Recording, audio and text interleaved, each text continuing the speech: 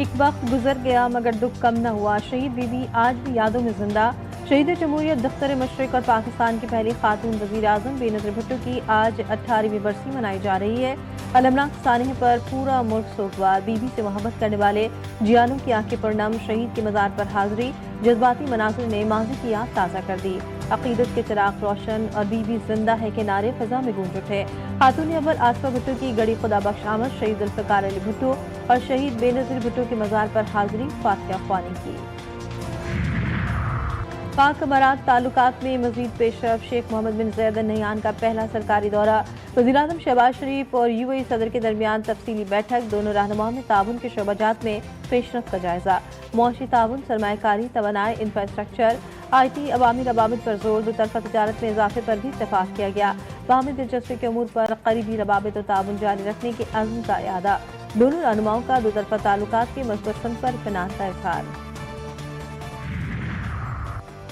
اور پنجاب کے مختلف شہروں میں شدید دھند اور اسموگ نے ڈیرے جما لیے، لاہور میں ایئر کوالٹی انڈیکس خطرناک سطح تک 448 تک پہنچ گیا، حد نگاہ کم ہونے سے موٹر M2، M3 اور M11 بند، ٹریفک نظام مخلوط، شمالی علاقوں میں شدید سردی سے پارہ نقطہ انجماد سے نیچے گر گیا، کراچی میں سردی کی شدت میں اضافہ، فضائی آلودگی برقرار اور 30 دسمبر کو بارش کی پیش گوئی۔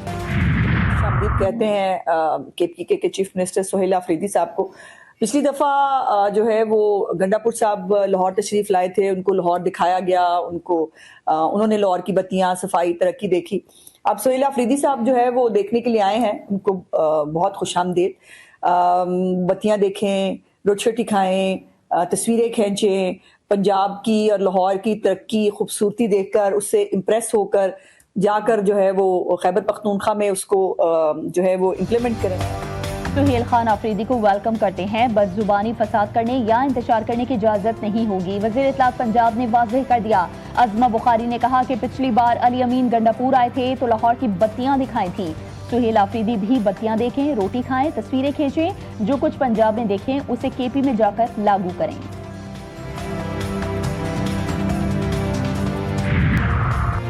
کراچی میں پھر پولیس لائٹس لگی گاڑی، واردات میں استعمال، گلستان جوہر سے 1 کروڑ روپے سے زائد مالیت کی گاڑی چھن گئی، C C T V footage G T V news نے حاصل کر لی، ملزمان گاڑی لے کر فرار ہو گئے، ماڈل کالونی جعفر باغ کے قریب اسٹریٹ کرمنل کی لوٹ مار، موٹر سائیکل سوار 2 ملزمان نے گھر کی دہلیز پر کھڑے نوجوان کو واردات کا نشانہ بنایا۔ ایبٹ آباد میں ڈاکٹر وردہ قتل کیس میں اہم پیش رفت، گرفتار ملزم عادل نے قتل کا اعتراف کر لیا، انکشاف کیا کہ وردہ کا جس دن قتل کیا اسی دن ملزم شبریز نے گڑھا کھودنے کا کہا، فیصل نامی شخص کے ساتھ مل کر گڑھا کھودا اور لاش کو دفنایا تھا، ملزم کی نشاندہی پر مقتولہ ڈاکٹر کا mobile, A T M card, گاڑی برآمد، عدالت نے ملزم کو جوڈیشل ریمانڈ پر جیل بھیج دیا۔ اسلام آباد میں بلدیاتی انتخابات، کاغذات نامزدگی جمع کروانے کی تاریخ میں 2 دن کی توسیع، بلدیاتی الیکشن کے لیے امیدوار کاغذات نامزدگی 30 دسمبر تک جمع کروائیں، امیدواران کے لیے کاغذات نامزدگی جمع کروانے کی آخری تاریخ 27 دسمبر تھی۔ شام میں مسجد کے اندر خودکش دھماکہ، 6 نمازی شہید، متعدد زخمی، دھماکہ حمص کے علاقے الذہب میں نماز جمعہ کے دوران ہوا، دھماکے کے بعد لوگ خوفزدہ ہو کر مسجد سے بھاگتے نظر آئے، سیکیورٹی فورسز نے علاقے کو گھیرے میں لے کر تفتیش شروع کر دی۔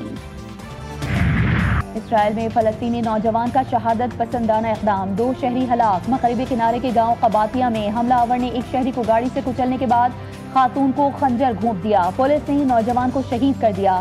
خان یونس میں اسرائیلی فضائیہ کی شدید بمباری، کئی فلسطینی زخمی، 2 سال پہلے تباہ گھر کے ملبے سے 25 شہداء کی لاشیں نکالی گئیں۔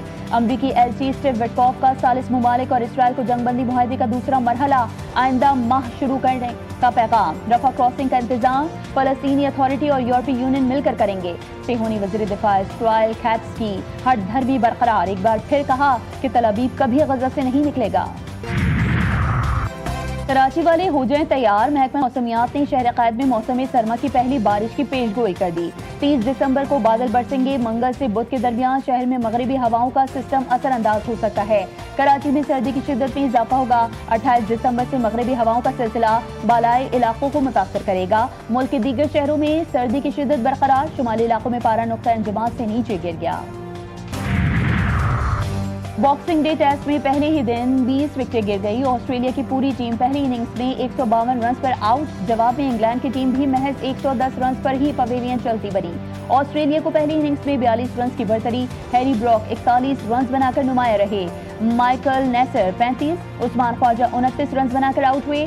माइकल नेसर 4 और स्कॉट बोलैंड ने 3 विकेटें ली। कैंगरूज को 5 मैचेस की सीरीज में 3-0 की फैसलाकुन बढ़तरी हासिल। ऑस्ट्रेलिया ने अपनी दूसरी इनिंग्स में बगैर किसी विकेट के नुकसान पर 4 रन बना लिए।